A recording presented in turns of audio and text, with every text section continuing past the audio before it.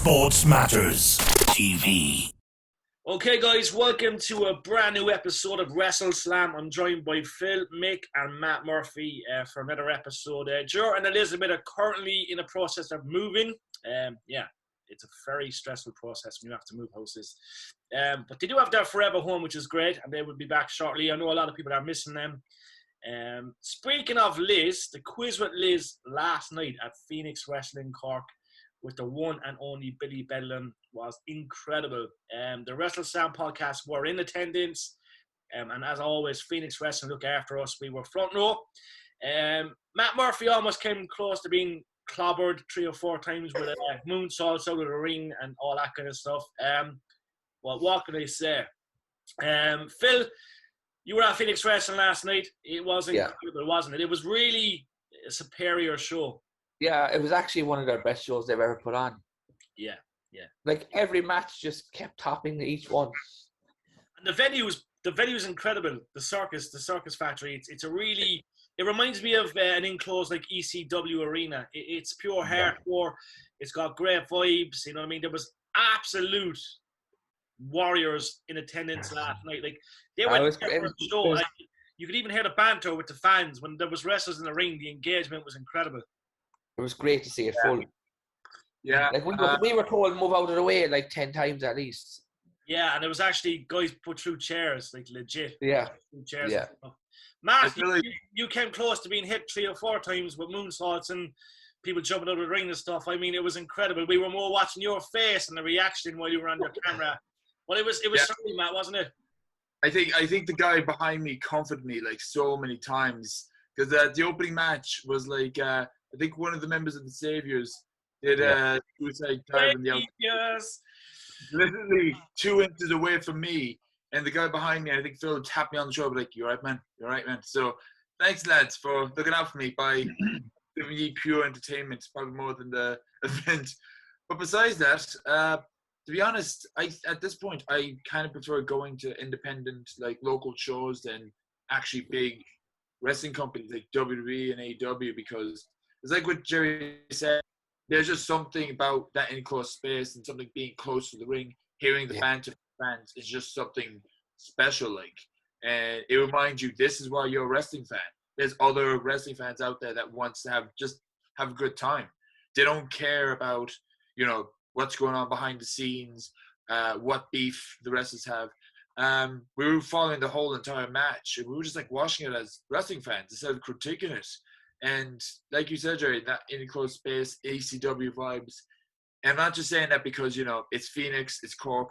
I thought all the matches are brilliant, so I can't really pick one. They did everything so right. So, Billy, lads over Phoenix, bravo, lads. We need that Neptune show. Yeah, it will happen. And I know Mick was busy last night, so as you can see, Mick he's got a band and he's always kind of gigging and stuff. But Mick, there was a guy right behind us. I have to tell this little story. This guy played the part. So there was a guy right behind us, and I tell you, he was the nearest thing to Jesus. He really looked like a guy that looked like Jesus, right? But there's this tag team called Savior, right? And they're quite good. LJ Clary's actually in the group as well, so they're a trio. Okay. But LJ wasn't there, but there was the guy right behind us, and he was proper into it. Like, he was like, "Be my savior" to one of the stars. And the man just put his hand over his head, and the man was like, "Ugh." He was taken. You had to see it now to believe it. Like, but it was just awesome. And the crowd interaction was incredible. We seen it. We for the first time we seen Anita wrestle too, which is incredible. Yeah, it was interesting. I like they were advertising session match up until Thursday. Yeah. And for whatever reason she wasn't there, so Anita took on Raven instead. Yeah. And it was a good match, very good match. It was a good match. It was very good. They battered each other. Yeah. Now we have to speak. Obviously, lads. Look, we're staying in Ireland just for the moment. Over the Top Wrestling. It's happening tonight. Big good luck to Joe and all the crew at OTT Wrestling in Dublin. We absolutely love the guys' debates. They've been incredible to us for years. And we're sorry we can't be there. Unfortunately, there's a few commitments in Cork, but we will be at the next couple of shows. But it's going to be incredible. And lads, I'm going to say this right here, right now. I would not be motherfucking surprised if Chris Jericho turns up at OTT tonight. And I know people are saying that obviously Fozzy are in Dublin and look, they have a gig and stuff. But I'm telling you now, the respect that the iconic wrestlers and wrestlers in general have for OTT wrestling is immense. So, guys, and I'm going to put this up on Twitter. Our show goes out tomorrow, Sunday, but I'm going to put up this little snippet right now on Twitter later on. Do not be surprised, OTT wrestling fans and Irish wrestling fans around Ireland, if Chris motherfucking Jericho turns up at OTT tonight, because I'm telling you, they absolutely love OTT, these guys. So, yeah. The Dublin fans, you never know. Is this a bit of insider information, Jerry, that you're giving us? Do you know what, Mick? I woke up and I had that gut feeling. But look, I'm seeing stuff and I'm hearing things. Normally my predictions are right.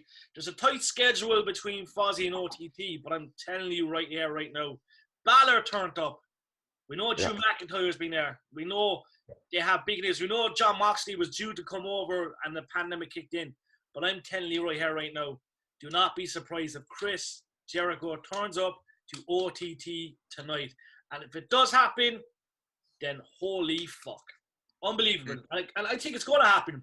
I really do think it's going to happen. But yet again, a good luck to Joe and all the crew at Over the Top Wrestling in Dublin. A massive show tonight in Dublin. We'd love to be there, but we will be at the next couple as always. It's very rare that we miss a show. So guys, best of luck. And this will be on Twitter. We're going to get it up even before the show. My prediction, Chris Jericho will be at Over the Top Wrestling tonight. I could be wrong, but I think I'm going to be right. It's definitely in the area anyway. I feel like Phil has Vince McMahon in his back pocket, and I think that Jerry has definitely Joe in his back pocket for this one now. So at least you're representing the locals. Well, I'll be iconic if this pulls itself off. But the card is actually good tonight, like. The card's incredible. It's incredible. Yeah. OTT always have great shows. And as I said, look, we're coming to Limerick next year. We're looking forward to that one. Eric Young is coming. Yeah, so hopefully we'll get Mr. Stone. He'll be available. I know he's gigging and stuff. But as you said, Limerick next year, and it's great. It's great to see Phoenix and OTT, you know what I mean, do so well. I think that the fans are always behind them. So the Cork are in for some treats. Limerick, Dublin, but all the best to all the crew tonight in Dublin. Lads, I'm going to swap to WWE. Boo. Never heard. People will say boo. And look, we're all wrestling fans, but unfortunately, it's hard to enjoy wrestling as of late. Now, luckily, we have Phoenix and OTT and the indie stuff doing really well, and Impact is doing good. AEW is going to tip it away. I know Philip Conley's a bit pissed off about a certain segment. We'll get to that. We'll get to that. I know. I'll leave your anger build up for a while, but obviously, WWE guys, I think we all have a sour taste in our mouth due to all the releases, all this bullshit going on in the company. But look, headlining SmackDown and the topics via SmackDown is Brock Lesnar obviously fucking up Sami Zayn. Poor Sami. Yeah. I thought there was a good segment in the ring, and obviously Brock. It was funny. So I'm all for Sami Zayn being champion. Yeah. I liked it. I think, you know what I mean? I don't know if it's Sami beating Roman, you know what I mean? But like, just say for argument's sake, if Sami does fight, you know what I mean, Roman, and Brock comes out and does something to the match and Sami, you know, pins him. I think that would be fucking incredible. But Mick, what's your take on SmackDown this week? Did you get a chance to watch the little highlights? What's your take on wrestling in the last couple of weeks? Because it's in a really bad place, in my opinion. Yeah, with WWE, as you said yourself, it's very hard to look past all these mass releases that they've done. Not just now, within the last 18 months, 2 years, like, you know. Especially when the excuse they give is budget cuts, that they've made massive profits quarter upon quarter, you know. So it's very hard to it's very hard to look past that, you know. WWE at the moment and for a long time is just seems to be spinning its wheels and seems to be a lot out of a lot of ideas, with the only big thing that they seem to be doing right now or focusing on is Roman Reigns and Brock Lesnar, and then everything else, even Big E being WWE champion, is taking a backseat to that, you know. With that being said, from what I saw on SmackDown, the main thing I saw was Brock Lesnar and Sami Zayn, and that was a really, really good segment. Sami Zayn is brilliant at being a dweeb as a character. So he's so like he played his part perfectly. And Brock Lesnar beating the shit out of him with a load of German suplexes and F5 just for Roman Reigns to come out, then just do a spear and a guillotine and finish him off. It was great. But it was a great segment to open the show with as well. And then the rest of the show kind of didn't do much for me. I think it's indicative of where WWE is at the moment, where everything is just all the chips are behind Roman Reigns, Brock Lesnar at the moment, and everything else just feels so secondary, and it comes off in the show as well, So yeah, not a brilliant show. Not happy that my girl Charlotte Flair got a plate to the face. That was dumb. Not necessarily happy that Toni Storm got a plate to the face a few weeks ago either. That was dumb as well, But yeah, not brilliant. That was very much a show that was indicative of where WWE is right now. All the marbles on Roman Reigns and Brock Lesnar. Everything else is secondary and comes across that way on TV. But even there now, I was get your thoughts on Toni Storm, because they've completely destroyed her character. Well, I don't know if anyone was expecting anything different, because anyone who comes from anyone who's ever came from NXT in the last couple of years, except for maybe the likes of Matt Riddle, for example, they have a fierce habit of ruining what they didn't create. You know what I mean? So it was just, I wasn't surprised. I wasn't necessarily surprised, but I'm saddened by it for sure. Because Toni Storm is a great wrestler, and she deserves a lot more than what she's getting. But apart from Riddle, Bianca Belair, a few exceptions, they just have this habit of making all NXT stars look dumb as fuck on the main roster. So I'm not surprised in the slightest.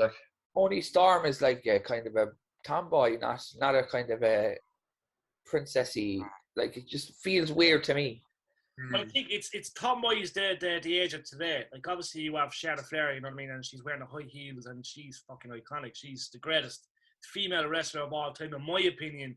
Now I don't think there's many people that would disagree, but Toni Storm has that kind of image and that kind of market where she is tomboyish and she's kind of pure chill female, and she skateboards and you know what I mean. She does these cool things, but I think that Toni beats Charlotte Flair in the next 4 weeks, guys, for the title. Hopefully.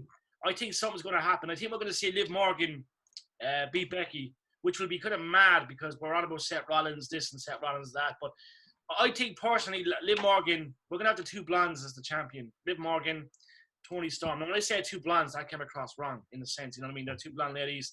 Liv Morgan's incredible. She's the, you know what I mean, the working horse when it comes to live events and pay-per-views, and she's been there a long time when she does her break. But I reckon Toni's going to beat Charlotte Flair, given the fact that I think Charlotte's going to step away for a small while. There's a lot of stuff going on in her personal life. Yeah, she's got a lot of personal stuff at the moment. So, yeah, it's going to be interesting to see. But I think you're right.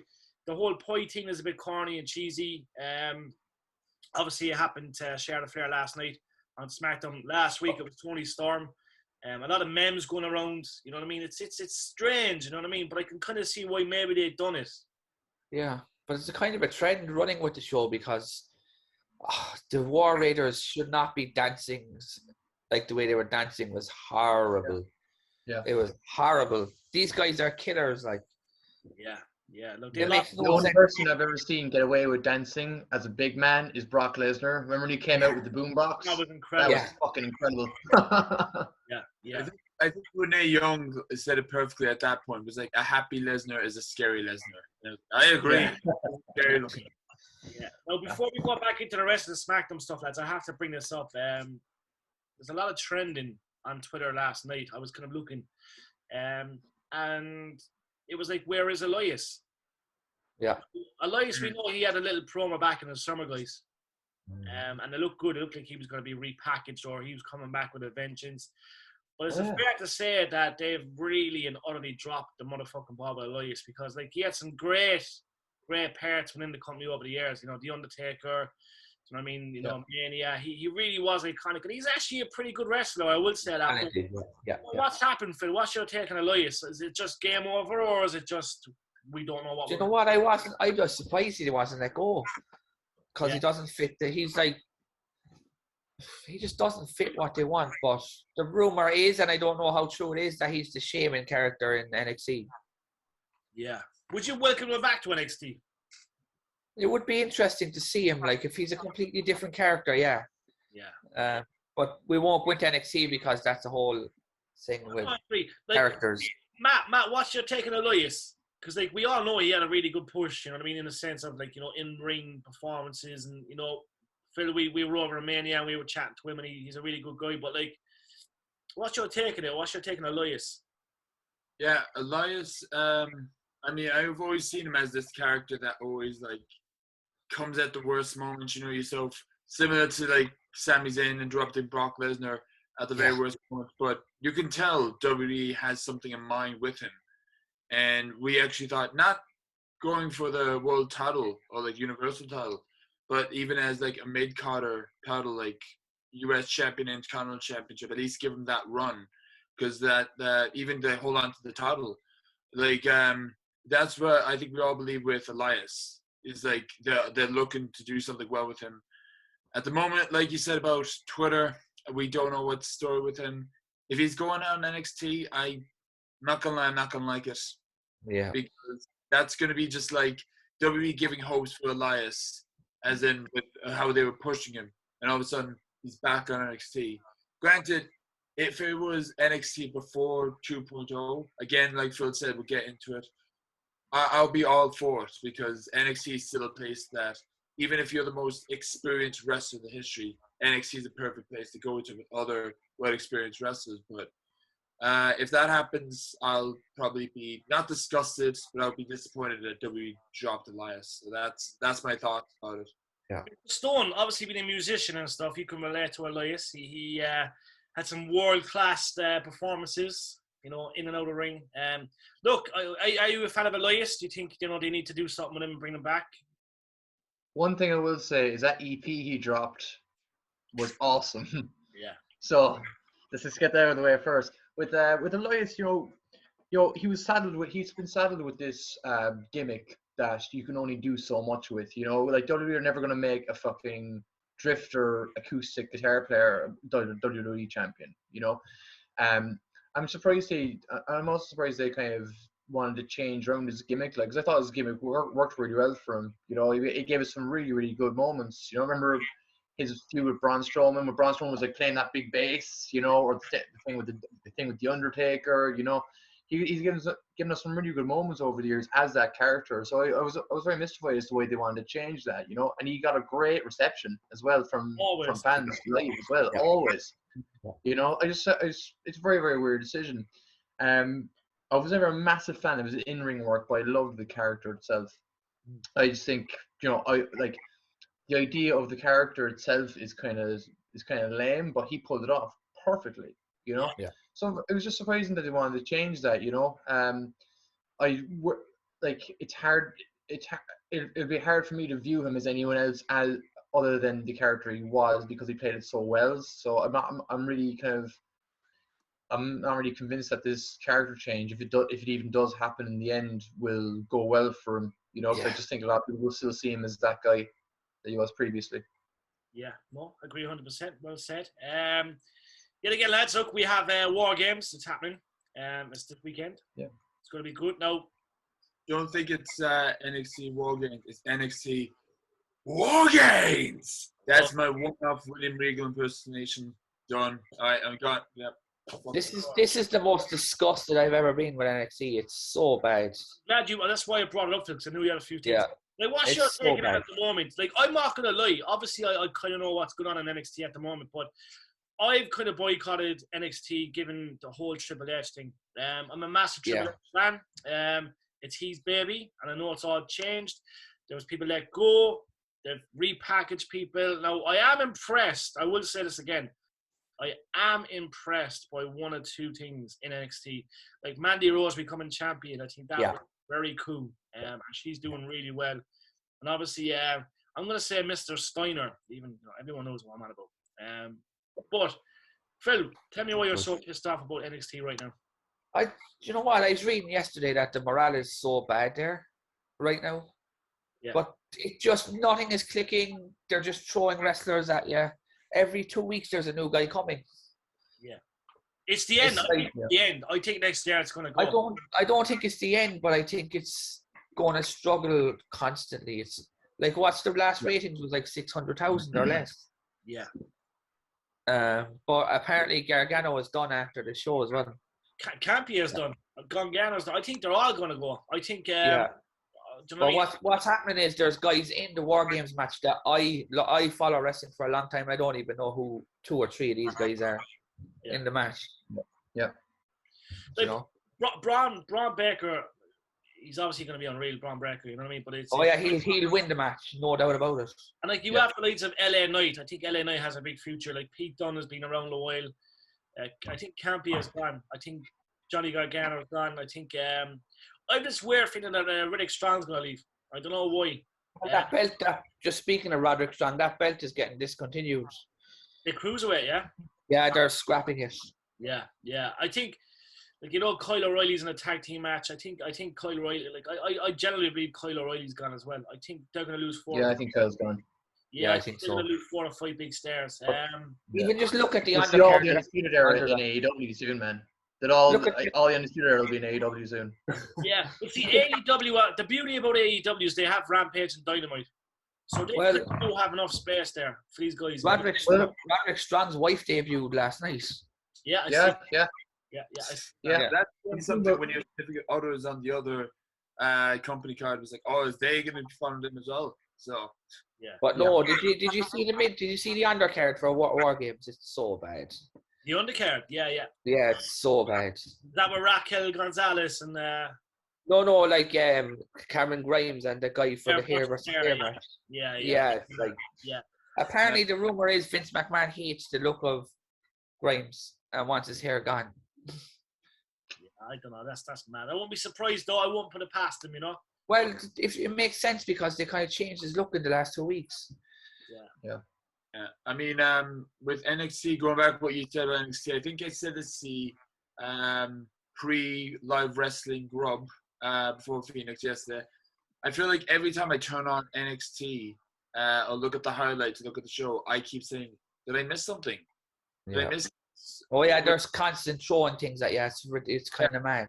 Like that, like wait, LA Knight's face now. When did that happen? Yeah. Or wait, who's this fella? Who's that guy? Okay, I don't know what's going on. I am following Tony D'Angelo. That's kind of the one wrestler NXT I'm definitely following. But I don't know where NXT is going at this moment. I was against it first, and I'm like, you know what? We'll give it a go. Giving it a go, not liking the product. And I'm not excited for NXT War Games this Sunday, unfortunately, because, like you said, the match looks to be honest with you. Like, it'll probably be good, like, but there's just no stakes. There's no kind of nothing to it. It's just like I know I'm jumping quickly, but it seems the same with NXT UK guys. Like there's obviously, you know what I mean. It's still there's something going on there too. Yeah, it's very very dull as well. Yeah. It's strange, you know. The last episode wasn't great. Yeah, I watched the highlights, and as you say, it's sad to see it. But the thing is, like Walter is coming to NXT 2.0. You think he's not going to go to Raw SmackDown? No, he's not going to turn up. I would think so. Well, surely the Rumble is where he should turn up. You would think so. That's the pop, you know what I mean? We've seen what happened with Keith Lee and Brock Lesnar. Surely Walter coming out.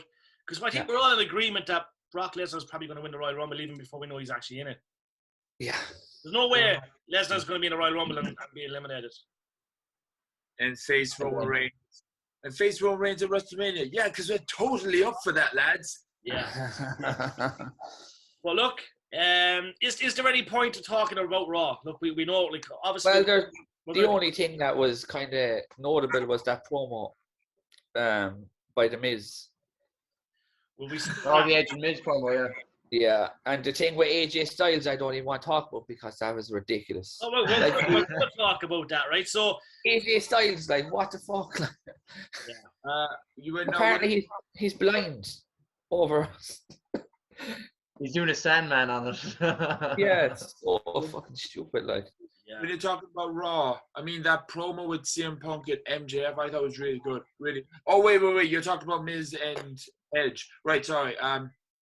Wait, that just copy and paste. Anyway, CM Punk and MJF.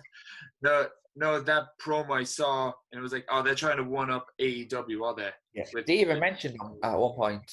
They did, yeah. So it was like, okay, they're now admitting live on TV. Yes, we're aware of AEW. Vince is now aware of them. So Yeah, I think they just had to. I think they, because it was such a direct shot from AEW. Like, I think they had to address it in some form. Like, Yeah.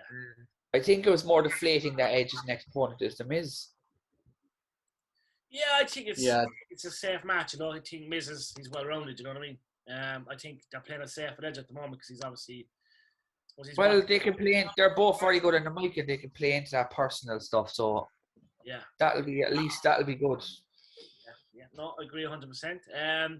So that's all things pretty much WWE. We've covered NXT UK, Raw and SmackDown briefly, just given the nature of what happened. I'm going to switch quickly to All Elite Wrestling, Rampage. It was on last night. Phil, did you get a chance to check the highlights, the results? There were some good matches, some good segments. Not actually haven't seen it this time. Yeah. There was a lot because we got home so late and I got up so early to do this thing. So. Well, I can tell you what happened. Obviously, we had there was a few things that happened, but look, obviously they were promoting Dynamite next week. We have Bryan Danielson versus the Dark Goddess John Silver. Dynamite Diamond Battle Royal. Jamie Hayter, I absolutely love her. I think she's going to be a big thing. She's obviously wrestling next week on Dynamite, but this week obviously there was a lot of segments. We know Eddie Kingston was doing a bit of stuff backstage. A lot of stuff with the Bastard Pack. Do you think they're dropping the ball a small bit with Pack, Phil? I think they're doing the best they can with him. Yeah. I think they're dropping the ball with that, with all the wrestlers involved in that storyline between Andrade El Idolo, Pac, Cody Rhodes, and the Lucha Brothers. It's so messy. Like, it's very on AEW in a lot of ways. Like, because with AEW, the one thing you can almost always guarantee is strong storylines that make sense and lead places. But this whole feud has been an absolute mess. I'm not even sure who's supposed to be feuding with who within that feud. You know what I mean? It's just all over the place. And then the unnecessary thing on Dynamite. I don't know why they done it with Cody Rhodes. There was there's no need. No, it was great watching it, but yeah, there was no need. Oh, but it doesn't get any viewers. It doesn't bring up the viewership. Yeah, I'm sorry, but Cody, maybe it's about time you need to look for a divorce counselor if your wife is just going to be happily putting tables on fire while you just clearly go through them yourself. I saw that, I was like, well, okay, that happened. Not making a difference, but anyway. Yeah. I like the way he did that promo a few weeks ago, telling everyone that he's not going to turn. Yeah, he busts out a golden shovel, low blows Andrade El Idolo and gets his wife to help him win the match. So it's like, what do you do? That was good. He's very good promo wise, and I think we're going to see a dark side to Cody soon. But the whole table team, obviously, I really hope so. It's done a lot of. I really hope so, man, because otherwise, what's been the point of this whole story arc? Yeah, exactly. Yeah, no, I agree, 100%. Matt, did you get a chance to watch All Elite Wrestling lately? Did you get any highlights of Dynamite Wednesday and everything? I got a chance to watch a bit of Dynamite. I'm similar to Phil, didn't get a chance to see Rampage last night, but at the moment, I was saying this to Phil yesterday, of all people, yesterday. But I think CM Punk and MJF is kind of the only storyline that I'm really focusing on because of that one promo. I know we have Bryan Danielson versus Adam Hangman Page. I said yesterday, and I might get shut down. I can see Bryan Danielson winning the AEW title because this will look good for. I know. I think this will look good for Adam Hangman Page. We're invested with Adam Hangman Page when he won the title, but if they take away the title, we might be invested more with Bryan Danielson, and maybe we'll support Adam Hangman Page even more. I know that's similar to what WWE did before, Hot Potato, but I feel like AEW will make this well. So, yeah, controversial pick. I'm pulling for Bryan Danielson to win the title.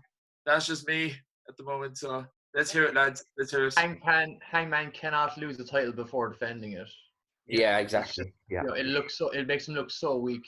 And to be honest, the best way to get Hangman over as champion will be Bryan Danielson because he's going to make him look amazing. Yeah. Yeah. Even though I think that spot was originally reserved for Jon Moxley. I think Bryan Danielson is basically playing the part that Jon Moxley would be playing if he was there. That's what it feels like. It wouldn't surprise me if he's back face by May. Sorry? He'll be back face by May, Brian. Yeah, probably. Yeah, I know. I thought the Dynamite show this week overall was a bit uneven. Yeah. You know, in just ways, in just small ways, really. Like the Moriarty and CM Punk match should have been amazing, but it's just, I don't know, it didn't really click for me.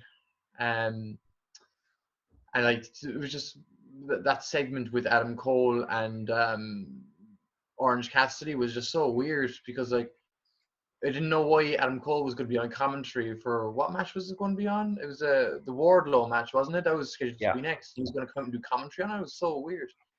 Yeah. And then he didn't even do it, you know. So and why did Orange Cassidy even come out? You know, it was so weird.